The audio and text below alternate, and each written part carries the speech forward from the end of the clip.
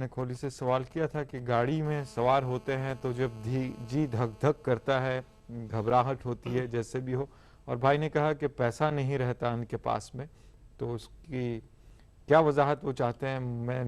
سمجھنے سے قاصر ہوں۔ تو بہرحال یہ کہ جب کبھی گھبراہٹ اگر محسوس ہوتی ہے گاڑی پر سوار ہونے کے موقع پر یا سوار ہونے کے بعد، تو اس میں ہمیں کیا کرنا چاہیے؟ اللہ تبارک و تعالیٰ کی بارگاہ میں ہمیں رجوع رہنا چاہیے، اور قرآن کریم کی وہ مشہور جو صورت ہے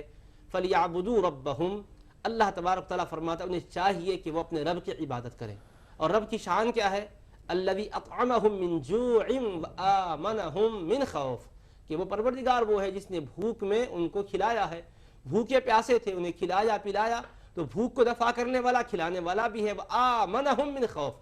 اور وہ ان کو خوف سے امن عطا کر دیا ہے، تو وَآمَنَهُم مِّن خَوْفٍ۔ اگر پورا وہاں سے فَلْيَعْبُدُوا رَبَّ هَٰذَا الْبَيْتِ الَّذِي أَطْعَمَهُم مِّن جُوعٍ وَآمَنَهُم مِّن خَوْفٍ پڑھ لیں تو اچھا ہوگا، فَلْيَعْبُدُوا رَبَّ هَٰذَا الْبَيْتِ الَّذِي أَطْعَمَهُم مِّن جُوعٍ وَآمَنَهُم مِّن خَوْفٍ۔ اور تقریباً سبوں کو یہ سورہ یاد رہتا ہے، مشہور سورہ ہے قرآن کریم میں 30ویں پارے میں، تو اس سورہ مبارک کے آخری آیات شریفہ کو پڑھ لیں، فَلْيَعْبُدُوا رَبَّ هَٰذَا الْبَيْتِ الَّذِي أَطْعَمَهُم مِّن جُوعٍ وَآمَنَهُم مِّن خَوْفٍ۔ انشاءاللہ تعالیٰ آپ کا جو ڈر ہے وہ زائل ہو جائے گا، دل جو دھک دھک کر رہا ہے وہ انشاءاللہ قرار پکڑ لے گا۔ ایک بات ہو گئی۔ اب راجیب میں پیسہ نہیں رہتا ہے، مطلب آپ یہ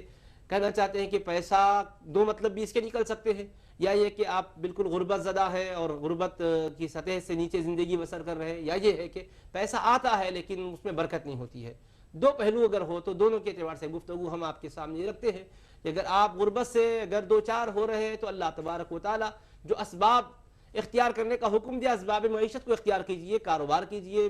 ملازمت کیجئے، جو بھی حلال طریقے ہیں اس کو اپناتے رہیے، انشاءاللہ اللہ تبارک تعالیٰ خود ہی برکتیں اس میں عطا فرما دے گا۔ بندہ اگر اسباب سے بالکل کنارہ کش رہ کر یہ کہے کہ پروردگار میرے جیب میں پیسے آ جائیں اور میں مالا مال ہو جاؤں، تو یہ اللہ تعالیٰ چاہے تو ایسا بھی ہو سکتا ہے، لیکن اللہ پاک نے جو احکام دیے اس کے لحاظ سے ہمیں عمل کرنا، محنت کرنا چاہیے۔ اب دوسرا اگر پہلو ہے کہ پیسے محنت کرتے ہیں، پیسے کماتے ہیں، مگر جیب میں جو آ